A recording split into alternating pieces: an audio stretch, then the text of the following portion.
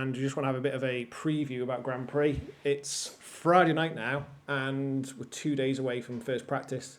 So we haven't even got our bikes at the moment, have we? No. They've been in to picking mine up directly after this. Yeah, I'm going to do the same. Been in for some service work and some stuff, so we're going to nip down and get them tonight, and then we're 2 days away from practice. So it's just a bit of a preview about the Grand Prix this year, about what we think about it, any changes that have been made for us, and just what we think is going to happen over the next couple of weeks. So I guess for us, it's pretty much the same as TT, isn't it, in terms of procedures and things like that? Yeah. It's not going to be a huge thing. We go to the same places. We marshal like TM in all the same places. It tends to be a busier event, doesn't it, because of the amount of people who retire and have mechanical issues with the bikes. Certainly anticipating a lot more black flags. Because the old classic bikes are more susceptible to mechanical issues. And I don't know, because I always spend practice week basically at Ballacrane. Yes. And it's like the first place people stop, isn't it? Yeah. Unless they're forced to stop somewhere. It's the first place, like go and see how it feels, have a run out, and they get to Ballacrane. If it doesn't work, that's where they come off. And I've had it where you've got like 6 people waiting to be retired. Okay. And you're like, next. And you wait for the next one in and you radio them, what's wrong with you? And go back this way. And it's busier for us in that sense by quite a lot, isn't it? Yeah. I think there are more competitors than the TT as well. Yeah. Because obviously there's more newcomers for a start. I think we've got 26, 27 newcomers. Yeah. There's not more races, but I don't think the same riders take part in all the races like they do in the TT. So we get the actual number of competitors is greater.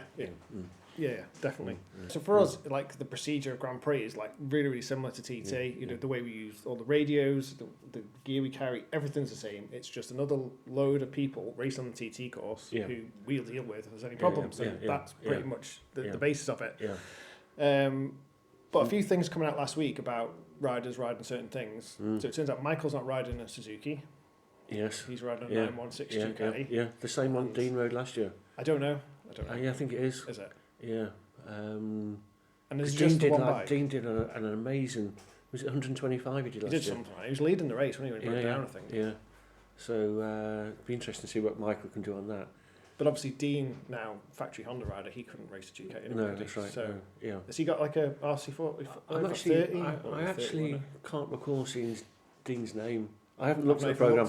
So I don't know. I saw Lee Johnson did a video last week. Yes. And he's got RS250. Yes.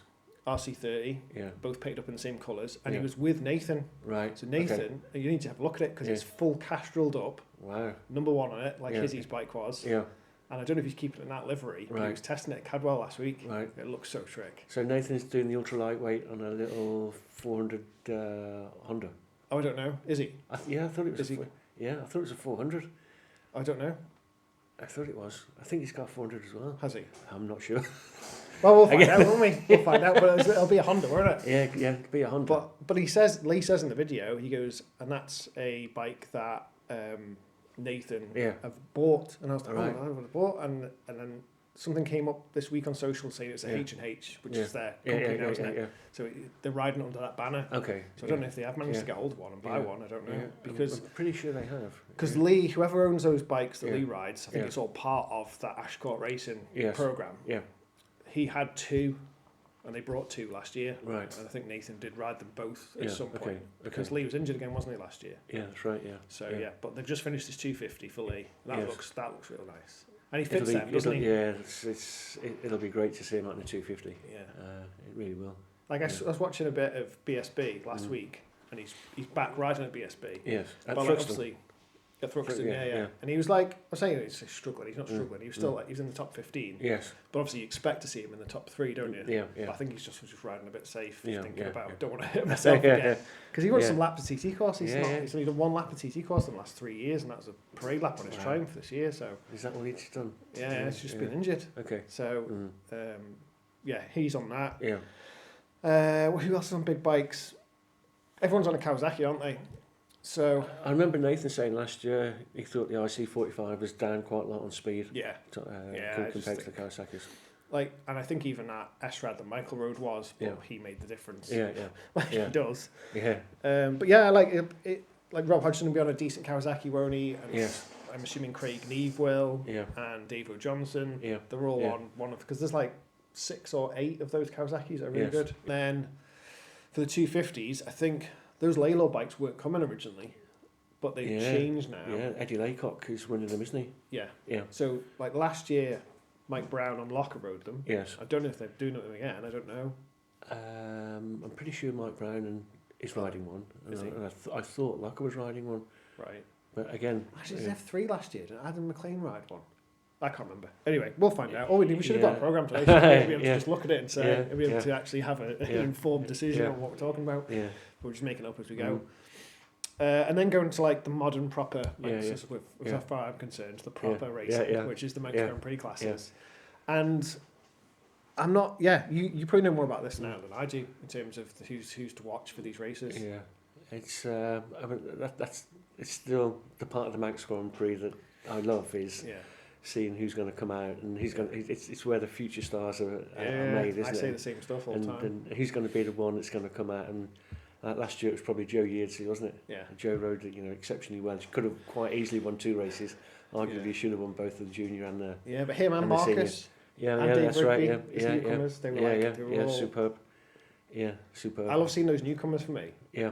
Because one of them, or maybe 2 or 3 of them, yes, will potentially be doing 120 miles an hour this week. Yeah. And like, it sounds ridiculous to say, but this consistently seems to happen now. They're so well prepared. Yeah, that's right. And they're such good calibre. Yes. Yeah. That they come in as like, newcomers, and they go first night, and it's someone's like, I think first night last year, Joe did like a 114, 115. Yeah, it's amazing. First night. Yeah. Yeah. And it's just like, and he's cruising around. Yeah. Yeah. But they are good now. They're really, really good. That's right, yeah. And I love to see who it's going to be. They certainly raised the bar. Yeah. Certainly riding. And you only tend to hang around for like a couple of years because they're so well prepared. The first year is a learning year, but they might still do 120 and finish possibly on the podium in the senior. Yeah. Next year they win it, like Nathan did. Yeah. And then boom, after TT. Year after he signs a factory Honda deal. Yeah. And it's just like, I just love seeing that. That progression now. Yeah. Because we had a huge European influence on the junior race, particularly with Victor winning, and then the 2 Italians, Majola and Bottolico. It was a full, I think it's the first time we'd ever had a full podium, European podium. But 2 of those guys back this year. Maurizio is back, and Andre Majola is back. Right. So I expect Maurizio to go to the TT, so to have him back at the Grand Prix is a real bonus. Yeah. So that's going to be a real exciting race. But the other one that's, they're both riding the junior and the senior. Right, okay. The other one that really intrigues me is Jamie Williams. Yeah. He seems to really I think he's got a brand new CBR, hasn't he? I don't know. I think he's got a new bike, Right. And I know he's been getting some great results at the International Road Race Championship. Okay.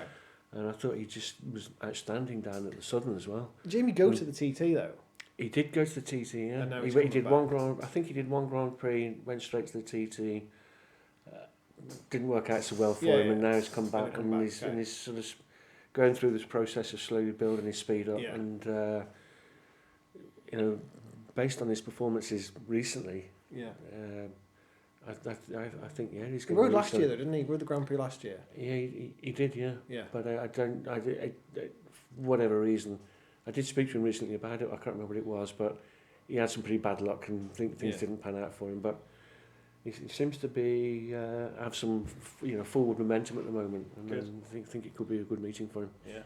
So like when you talk about riders who, like I say now, they seem to come newcomer, do amazing, following year win and disappear, and you start the process again. Yeah, that's right. But like Dan Ingham, has he had podiums? I'm not sure. Yeah, Dan's had a number of podiums. Has he? Right, okay, so he's got close. Yeah. Because I remember him racing around when Nathan was, but you're talking like 5 years ago now. Yeah, he's been coming for a number of years, Dan.